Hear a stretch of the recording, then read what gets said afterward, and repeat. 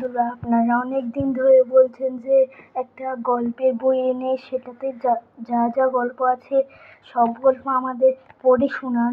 তো আজকে আনলাম আমি ঈশপের গল্প সমগ্র, আতিকুর রহমান।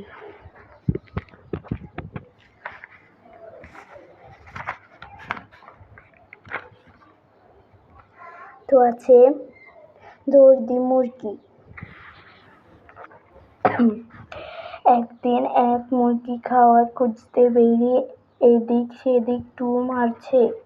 ঘুরতে ঘুরতে একটা ভাঙা বাড়ির ভিতরে এসে ঢুকলো। সেখানে পুরনো ইটের পাঁজার ফাঁকে এক বিষাক্ত সাপ ডিম পেড়েছিল।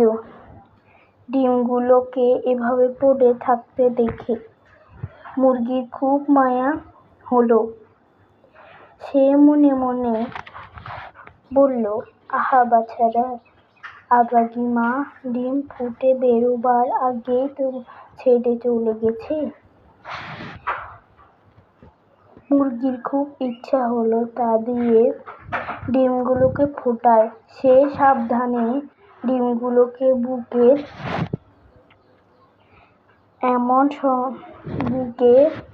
তলায় রেখে তা দিতে বসে পড়ল।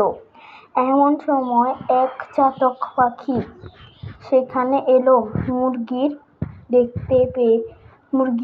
দেখতে পেয়ে সে বলল, কি ভাই, ডিমে তা দিতে বসেছ দেখছি।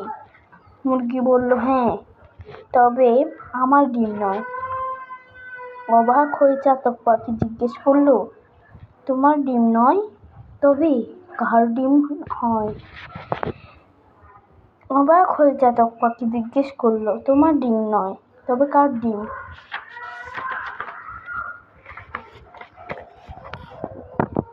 মুরগি বলল, আর বলো না, সাপের বড় নিষ্ঠুর প্রাণী। সাপেরা বড় নিষ্ঠুর প্রাণী।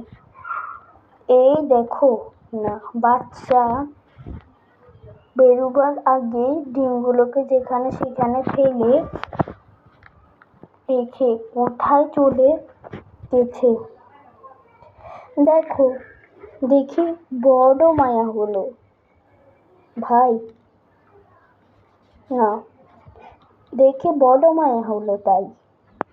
চাতক পাখি হেসে উঠে বলল, তোমায় দেখছি সর্বনাশা বুদ্ধিতে ধরেছে।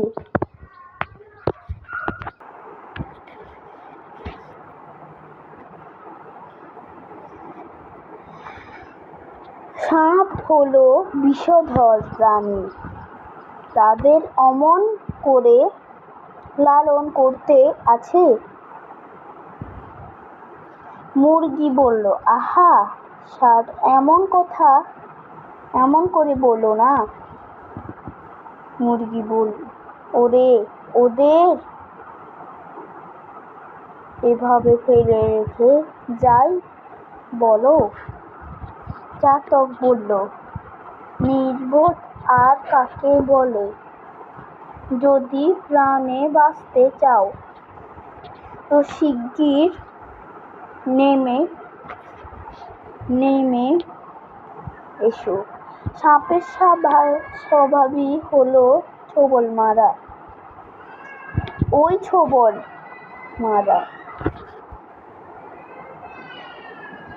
ছোবল যার গায়ে পড়বে তার নির্ঘাত মরণ।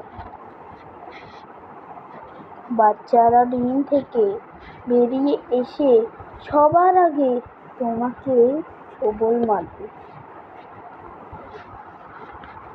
উপদেশ, ক্ষতি করাই যার স্বভাব, দয়া ভালোবাসা দিয়ে তাকে পাল্টানো যায় না। তো আজকের মতো এই গল্পটা পড়লাম, কালকে আবার পড়বো এইটা, বিধবার মুরগি, এইটা পড়বো।